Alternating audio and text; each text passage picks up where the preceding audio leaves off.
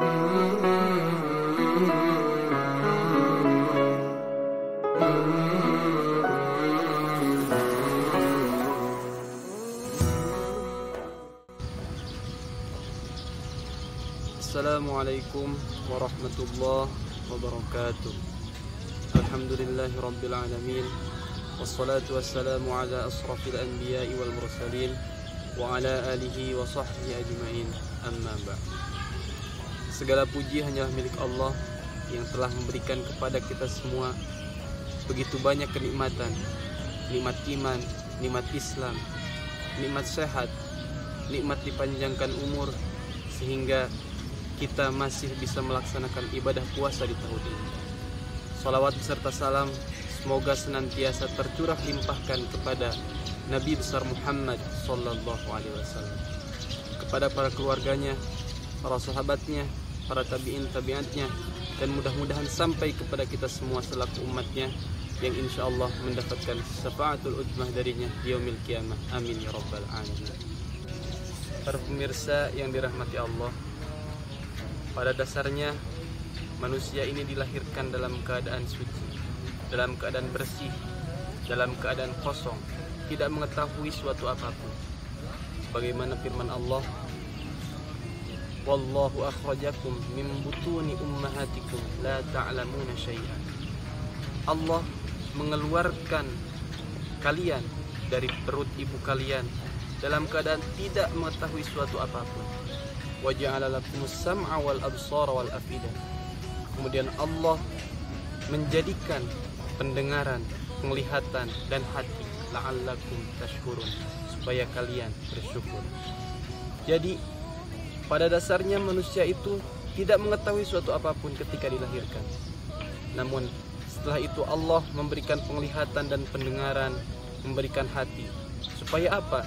Supaya manusia bisa mencari ilmu, bisa mengetahui sesuatu yang ada di dunia. Para pemirsa yang dirahmati Allah, betapa pentingnya keutamaan ilmu, sampai-sampai firman Allah, wahyu pertama yang diturunkan kepada Nabi Muhammad SAW adalah perintah untuk membaca. Iqra bismi rabbikal ladzi khalaq. Bacalah dengan nama Tuhanmu yang menciptakan. Wahyu pertama yang diturunkan oleh Allah Subhanahu wa taala kepada Nabi Muhammad memang tidak secara gamblang memerintahkan seseorang untuk belajar, tetapi di situ ada kata bacalah. Maka di dalamnya tersirat perintah untuk belajar. Maka dari itu belajar diwajibkan oleh Allah Subhanahu wa taala kepada setiap manusia.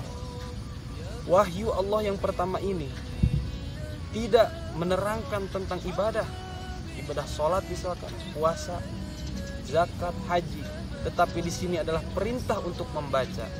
Maka ada beberapa ulama yang berpendapat bahwa seorang yang berilmu lebih baik daripada ahli ibadah yang tidak berilmu. Para pemirsa yang dirahmati Allah, dalam sebuah hadis dikatakan, wa fadlul alim 'alal abid kafadlil qamar 'ala sairil kawakib. Keutamaan orang yang berilmu dibandingkan seorang ahli ibadah seperti bulan purnama atas seluruh bintang-bintang. Mengapa seorang yang berilmu itu lebih baik daripada ahli ibadah? Karena apa? Karena orang yang berilmu, dia akan beribadah sesuai dengan syariat Islam. Dia mengetahui tata caranya, dia mengetahui apa tujuannya beribadah, sehingga lebih utama orang yang berilmu daripada ahli ibadah yang tidak mengerti. Islam memberikan pandangan terhadap ilmu. Al-ilmu nur. Ilmu adalah cahaya. Cahaya dalam kegelapan. Jadi sebagaimana cahaya, ilmu akan menerangi perjalanan hidup seorang manusia supaya tidak tersesat di dalam kegelapan. Betapa pentingnya posisi ilmu bagi umat Islam. Sampai-sampai dalam hadis dikatakan, thalabul ilmi fardhatun ala kulli muslimin wa muslimat.